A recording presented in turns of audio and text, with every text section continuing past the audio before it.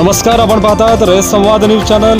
सोनपेठ येथे मालवण घटनेच्या निषेधार्थ राष्ट्रवादी काँग्रेस पक्षाकडून धरणे आंदोलन संपन्न।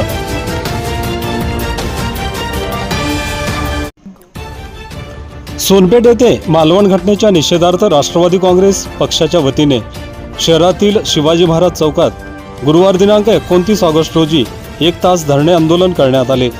यावेळी नायब तहसीलदार देवेंद्रसिंह चंदेले यांना विविध मागण्यांचे निवेदन देण्यात आले। मालवण येथील राजकोट किल्ल्यात उभा करण्यात आलेला छत्रपती शिवाजी महाराजांचा पुतळा हा कोसळला आहे। या प्रकारामुळे जनतेमध्ये संतापाची लाट उसळली आहे।